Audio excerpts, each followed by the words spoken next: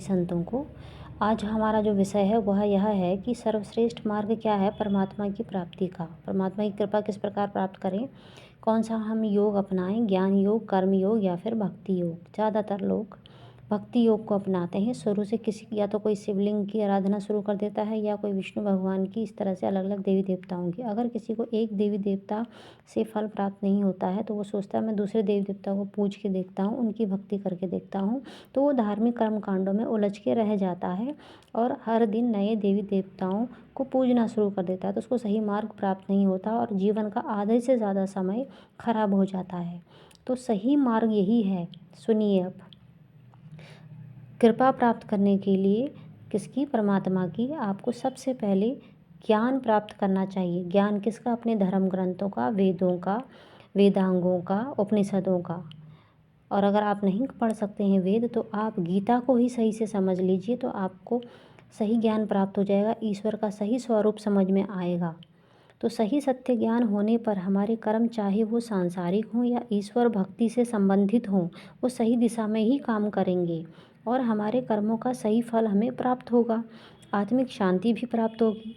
अगर आप भक्ति से शुरू करोगे तो बिना ईश्वर के सत्य ज्ञान के आपको ब्रह्म जाल, माया जाल जकड़ लेगा।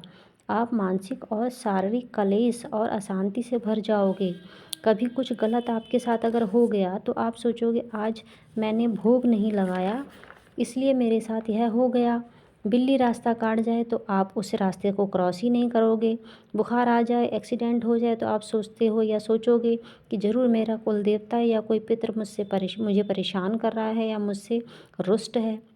तो इस तरह के भ्रम हमारे मन में उत्पन्न हो जाते हैं। कब, जब हम भक्ति योग से शुरू करते हैं, भक्ति पे ज़्यादा लीन हो जाते हैं। बिजनेस ना चले या नौकरी चली जाए तो भी मानसिक कष्ट होगा और ईश्वर को कोसोगे, कहोगे हे ईश्वर मैं तो ईमानदारी से अपना मेहनत कर रहा था तो मेरे साथ ऐसा क्यों हुआ।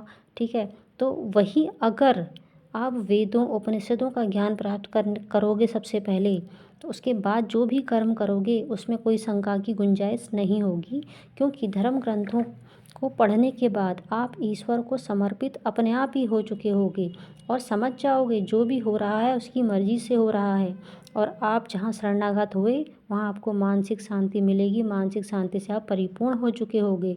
धार्मिक कर्म कांडों को करोगे ज़रूर, लेकिन उसमें जो है आप लिप्त नहीं होगे, उसमें आसक्ति आपकी नहीं होगी। आपको समझ में आ जाएगा कि आपके किसी भी धार्मिक कर्मकांड से, ध्यान, समाधि, जाप या किसी भी पूजा पाठ से परम ईश्वर खुश होने वाला नहीं है। सारा खेल ईश्वर के सत्य स्वरूप को समझने का है और निष्काम कर्म का है। जितना ज़्यादा से ज़्यादा आप अपने जीवन में निष्काम कर्म करेंगे, मीन्स प्राणियों की सेवा करेंगे, ज़रूरतमंद की मदद करेंगे, वही आपको मोक्ष दिलाएगा, वही आपको भक्ति में आगे बढ़ाएगा, अध्यात्म में सही रास्ते पे ले जाएगा। तो आशा करती हूँ कि मेरा यह ज्ञान आपको अच्छा लगा होगा। जय हो सनातन धर्म की।